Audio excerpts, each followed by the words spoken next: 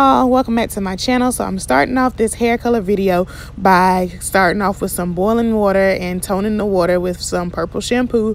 This is the Genetic brand from Walgreens, and I am dipping my frontal in my hair and just soaking it in this mixture. And I'm also going to be shampooing the hair back in this bowl full of toned purple water, I guess is what I'll call it.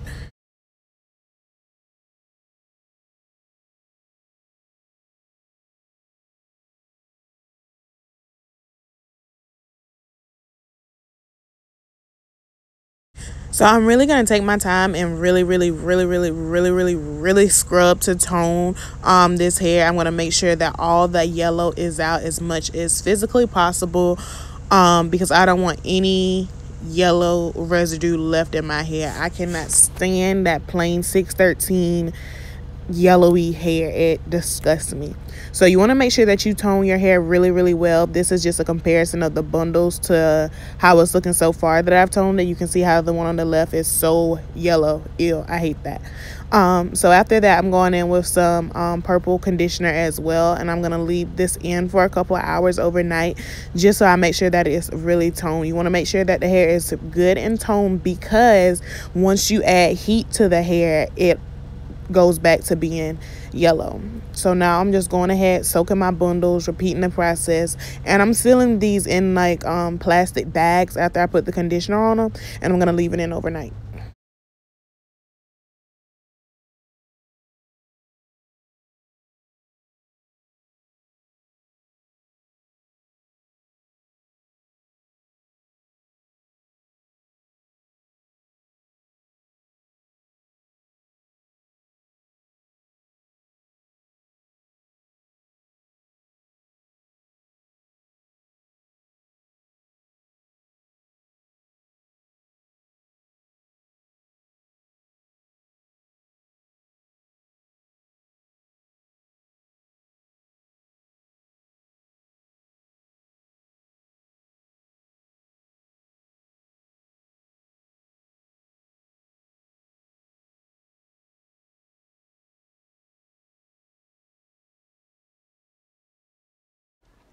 Okay, so this is the hair after it's been left in overnight with that conditioner in it. You can see how toned it is. There are some gray pieces.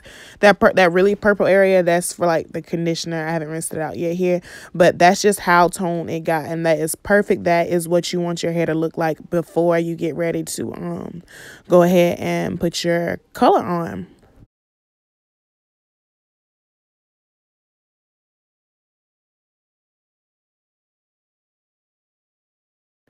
Okay, so now I am going ahead and prepping my work area, prepping with trash bags and gloves, because I am very clumsy. You want to do this in an area you don't care about.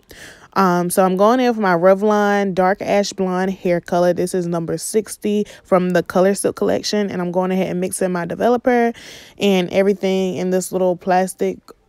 I have no idea where this came from.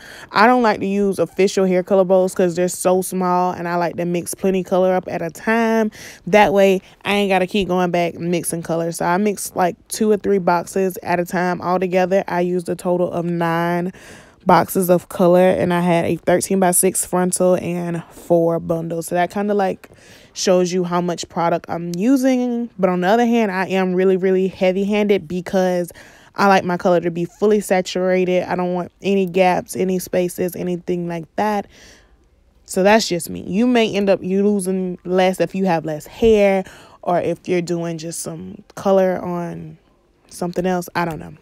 So I'm going in and I'm applying the color starting at the front of my frontal, just because to me that's the most important part, because it's right at your forehead. That's the main thing that everyone sees. So I'm going in and basing around the perimeters of the lace and the sides first, and then I'm going in and just coloring it as I normally would. I don't have any special method of coloring. I just make sure that all the hair gets really good and saturated. And as you can see, I'm really messy. I don't do this like the proper way or anything at all. I just slap it on and go, honestly, sis. And since this hair is blonde and I'm going for this dark ash blonde hair color, I don't really care, honestly, if I get a little bit of the color on my lace, just because it's blonde and I can easily fix that. It's a little bit different when I do, you know, different color hair and everything like that, because of course I don't want like pink, for example. I don't want pink hair color on my lace. But to prevent that from seeping through, you can just spray it with Got To Be spray or Vaseline if you're just a really neat freak and you don't want it to touch. But honestly, you'll be fine because it's blonde and it's lace. But to each his own. So this is what it looks like with all the color. You can see that it's starting to change. No, it's not this dark. Don't be alarmed when you see it get this dark and icky grayish looking. So we're going in now with the bundles, just really saturating them. I do this the same way I was doing the frontal, just slapping it on and tying it up and putting it in a bag. Nothing crazy. I left this color in also overnight. This whole thing took me like 4 days because I shampooed it, conditioned it, left the conditioner in overnight, left the color in one night, took the color out, then I recondition it again, and I left that conditioner in overnight as well.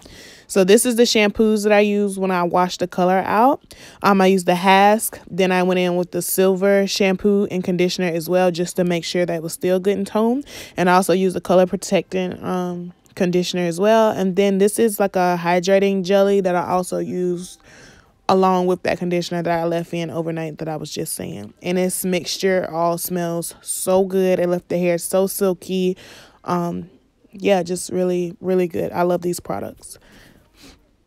And now this is just clippets of me making the wig. I made this wig in the back of a car on my way to Charlotte, y'all. This is dedication at its finest, literally. And this is another little snippet of me constructing my wig. I will attach in my description box my full wig making video. I just like to take a little lip liner pencil, and since this cap is blonde, draw some lines, and that's just how I sewed the hair onto my wig. You know, nothing crazy, just from the stitches on the weft to here.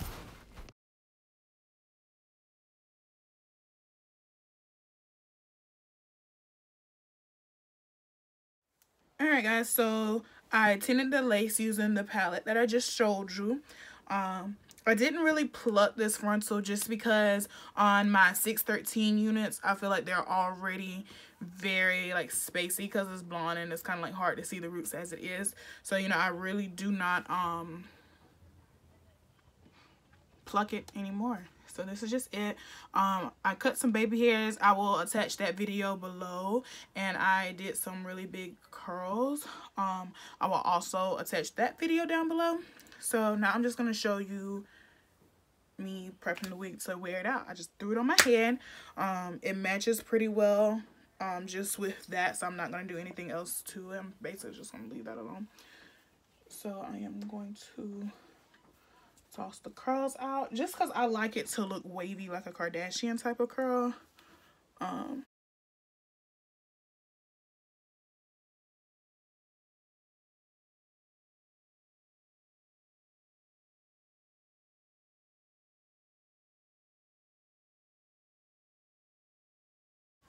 right, so I really didn't do anything but comb it out slightly, just because I still like my hair to look very messy, like really messy bedroom hair. That's me.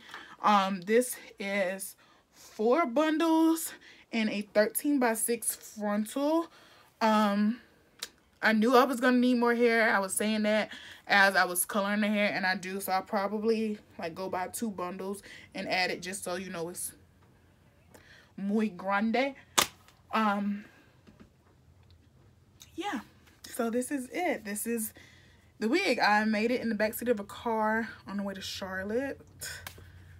Yeah, so this is just my signature blonde. I don't like 613, just plain 613 hair. I cannot stand it when people put just 613 in and they don't tone it or anything. Baby girl, that's ghetto. You ain't know, now you know. But you know, to each his own, to each his own. I'm just a really bougie bitch, and I just don't like plain 613 hair. Just to secure it down, I'm gonna take a little bit of Got To Be spray.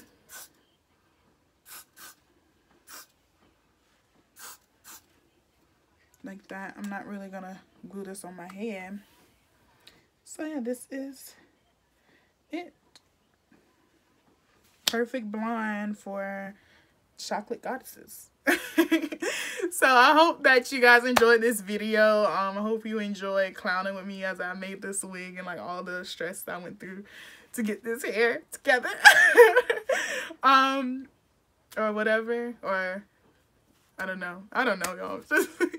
I hope that y'all like this video. Please be sure to give it a thumbs up, like, and subscribe if you haven't done so already. Now is your chance, and hit the little bell so that you never miss anything. Am I forgetting something? Probably, but thank y'all so much, and I'll see y'all in my next video.